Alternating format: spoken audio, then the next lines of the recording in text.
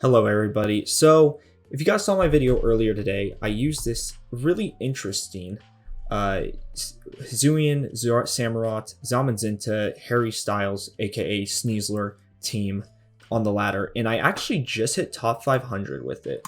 Let me hit that little refresh button to see where we're at. 1758. Yep, Mr. 502, 446 on the leaderboard. This is the first time I've actually hit top 500 on the OU ladder, which is really cool. Also, first time I've hit top 500 on any official ladder, which is also very cool. So I'm just going to talk about the team, give a more in-depth team breakdown of it. Don't look at my other teams, but so also I'm going to show this replay real quick, so you guys can kind of see some of the text. So the first thing is, if you see a Regelicki on the opposing team, you can make one of two starts. Goldango is a soft check. Goldango can stomach anything from Regelicki, and it can, hit back. However, Zamazenta is actually able to outspeed Regelicki, which is the whole point of Choice Scarf Zamazenta, which I'll show you guys in a minute. So here my opponent's just going to Volt Switch out with Regelicki and go into Landorus, and I actually thought that he was going to go into Ursaluna, which is why I clicked Make It Rain. Make It Rain's still doing 57% to Lando, which is really good. I have leftovers on Goldango, I'll get a little bit of recovery, and there's no reason for me to stay in at this point. I'm slow as heck on Goldango, and I always have a Dondozo, so I'm going to go Dondozo here. He gets Rocks up. I should mention this. A big weakness of the team is that it does not have hazard removal, which is huge, but the team still works honestly fine without it, I think. So my opponent clicks U-turn with Landers. You can see Dondozo. Dondozo is full max Fizz Def invested to be able to take stuff like that. As I click Liquidation to Volcanion, not the best move. I didn't consider that he was going to go Volcanion. I thought he'd probably switch into Ursaluna. So I decided to go Samurott to sack it. Unfortunately, Volcanion goes for Flamethrower, which allows Quicksilver to live. And I get to click a Ceaseless Edge and get a spike on my opponent's side. So here's Zamazenta comes in, right? And so the reason I brought Zamazenta in at this point is because I don't know if Goldango's faster or not. Magearna's not ready to set up yet. He has his own Magearna, so it'd be hard to set up with my own Magearna. So I went into Zamazenta. It's a safer play, it's fast, and I don't have to lose Unburden with Sneasler, which is huge, and that'll come into play later. So as you can see, Zamazenta, and my opponent brings in Regelicki. People don't ever expect Zamazenta to be Choice Scarf. They expect it to be banded. If they don't see an item, it's banded Zamazenta to everyone else. But to us, we know it's Scarf. And this is a guarantee OHKO on Regelicki every single time. Landorus is going to come back in here. I'm going to reset all of Zamazenta's drops and go into Dondozo. Look at that. Dondozo only taking 20% from Earthquake, which is great damage. And by great damage, I mean not damage at all. So he's going to click U-turn here, and Dondozo kind of sits on all of his Pokemon, so there's no reason for me to really switch Dondozo out. I get to ignore Zamazenta's defense drop, so I'm just going to curse up here, and then he brings in Ursaluna again. I click curse again with my Dondozo, and of course Ursaluna gets burned. Ursaluna is a very scary Pokemon. Facade is a 2. It actually does a ton, even to Dondozo at +1, which is crazy. 37% is a lot. I'm at +1. Obviously, unaware doesn't matter here. Body Press does 70% back, though, which is a lot of damage. And now Ursaluna is just going to click Facade again and knock me out. So I believe I did go into Sneasler here, and this is why. He's not going to switch out Ursaluna. Ursaluna's dies to the spike, right? So you'll use it or you lose it, right? And I need to attack it because, again, he's not going to do anything with Ursaluna except go for an attack. So I decided to go ahead and unleash my Unburden here, right?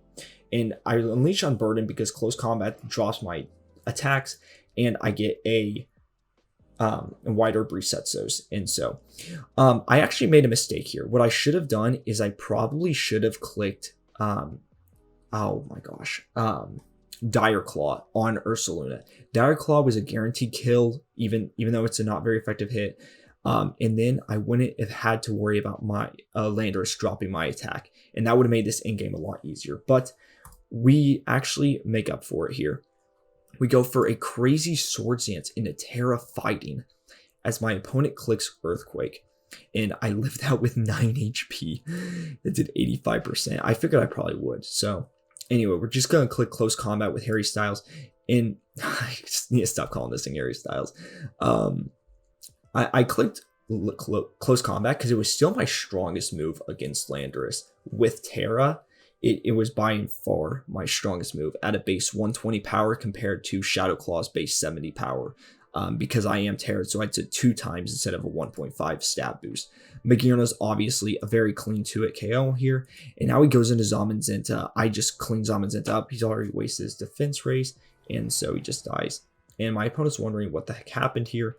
I, of course, have Unburden, which is really cool. So this one's going to my Hall of Fame because this is the first time I've ever hit top 500. So let's talk a little bit more about each of the roles on this team, right?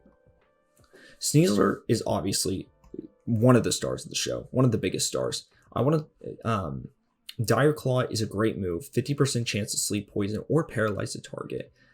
Close Combat's obviously your strongest move, and it's what activates Unburden for you. Sword Stance is good for setup. If you're kind of in an awkward position and you know your opponent's going to swap out, you can just Sword Stance up and kill whatever they have coming in. This is especially threatening when your Unburden has already activated. Shadow Claw is to hit the ghost of the tier, and that's specifically Goldango. There's a couple others that kind of for Basque Legion, because otherwise Dire Claw is only doing not very effective damage. Shadow Claw does super effective damage. Shadow Claw also has a high crit ratio, which is huge. You can hit Cerulege with this better. Dragapult's another big one that you really need to hit with Shadow Claw.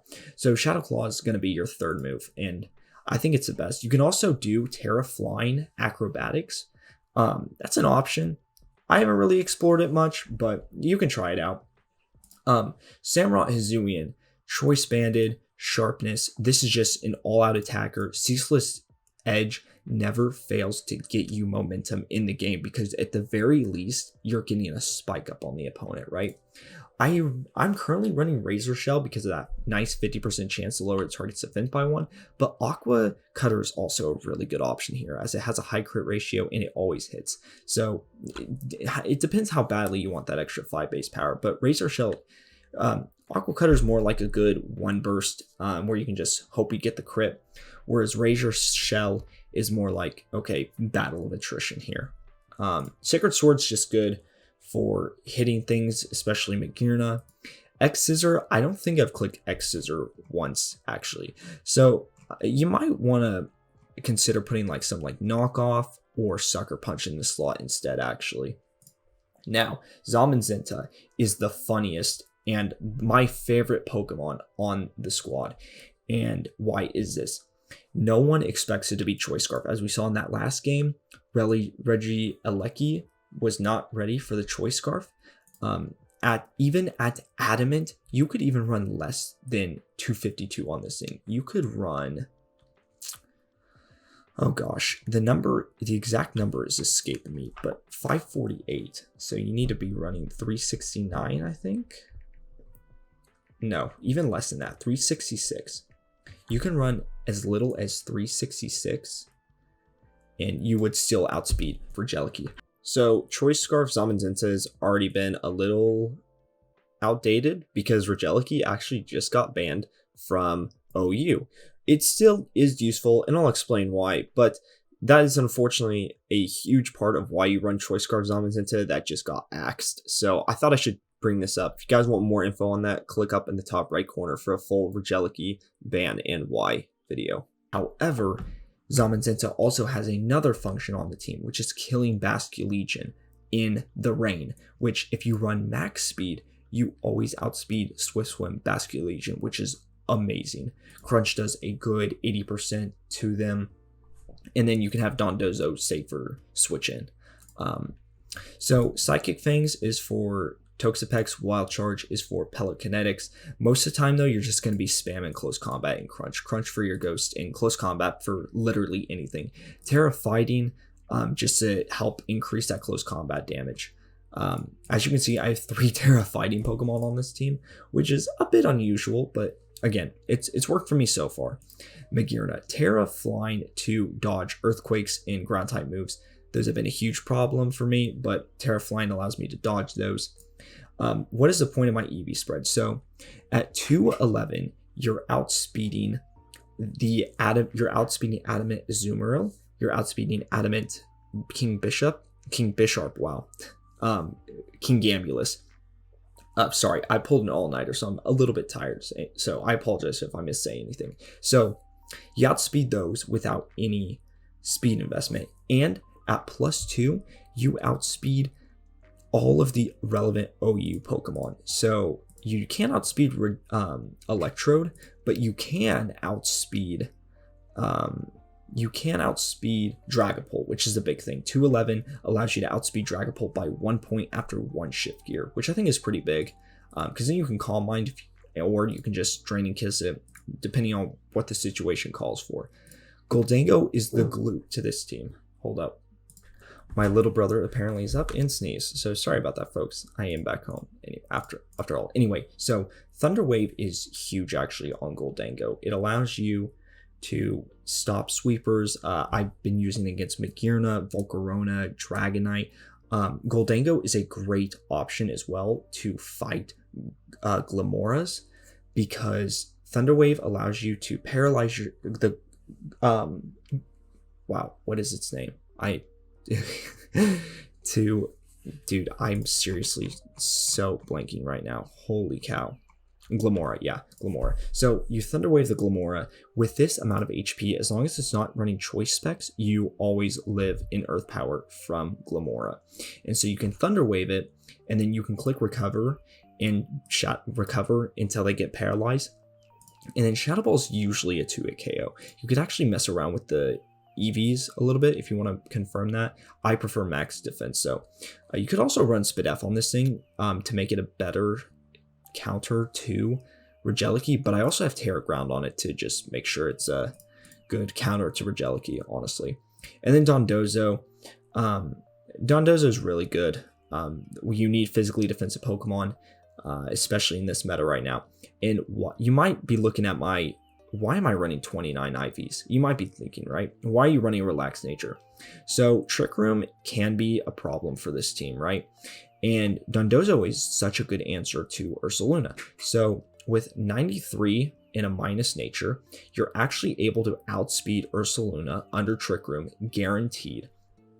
And that's big. You can get off a Liquidation, Body Press, you can get off Curse and start compounding those curses. You have Unaware, so Swords Dance obviously doesn't matter on the Ursaluna. So that's why it has 93. Any other Pokemon with 35 speed stat that's running in Trick Room is also going to be outsped. And there are other 35 base speed Pokemon that do get ran in Trick Room. I'm trying to think of who they would be right now. Or actually, excuse me, it's any Pokemon with base 50 with a minus nature. You're able to outspeed. There is another relevant 50 Pokemon. King Gambit. King Gambit's another one that you're always outspeeding. Who else? Muckalola. That's not really relevant though, in my opinion. I've not run into a single Muckalola on my journey to top 500, to be completely honest. Ursaluna is obviously the biggest one. So yeah, it's a good tech. I really enjoy using it. I haven't ran into a ton of Trick Room after passing. Oh gosh. Golly, what point? I don't know. I haven't fought that many like Trick Room Ursalunas. Most of Ursalunas I've been running into actually have just been on bulky offense teams. So yeah, take that as you will. And in that case, you might want to run a little bit of speed. It just depends. I think it's better to run this spread for Trick Room teams. But yeah. So obviously, you're probably not going to be able to use this team for much longer because it's looking like Magearna is going to be quick banned in a few days. So make sure you get those Recs now. As for Sneasler, not really sure. I think it's at least on the radar. I know it's at least on the radar. Zamazenta is as well. So, but right now, this is a really fun team.